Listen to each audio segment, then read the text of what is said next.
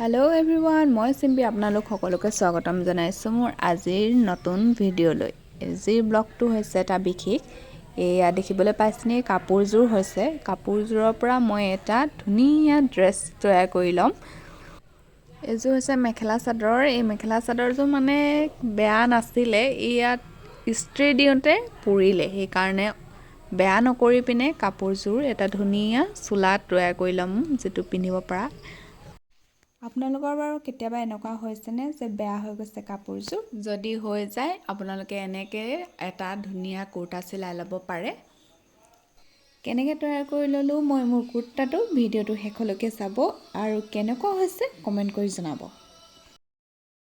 এতিয়া আহিছোঁ, এই মাজৰ অংশটো কাটি পেলাই দিছোঁ। যোনটো অংশত পুৰিছিলে তাৰ পৰা সমানে ধুনীয়াছে এইটো কাটি জইন কৰি চিলোৱা হ'ব।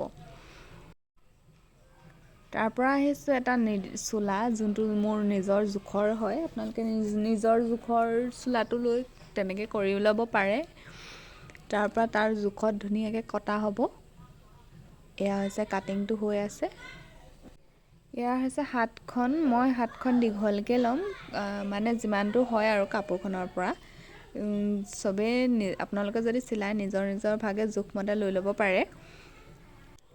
এতিয়া আহিছোঁ গাৰ অংশটো কাটোতে অকণমান বহলকৈ ল'ব, যাতে বহল হ'লে ঠেকাব পৰাকৈ সুবিধা হয় আৰু যিহেতু চিলনিত সোমায়েই।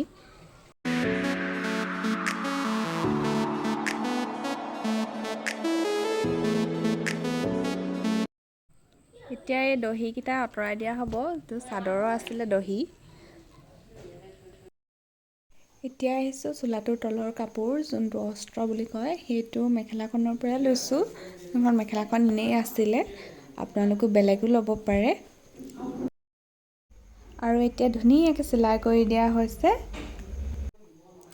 আৰু অলপমান আছে চিলাই, তাৰ পাছতে সম্পূৰ্ণ হৈ উঠিব চোলাটো। মই আপোনালোকক দেখাই থাকিম, কেনেকুৱা লাগিছে ক'ব।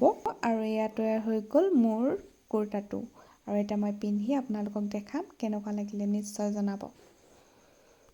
এনেকৈ তৈয়াৰ কৰি ল'লোঁ মই মোৰ বেয়া হৈ যোৱা কাপোৰযোৰৰ পৰা এটা ধুনীয়া কুৰ্তা।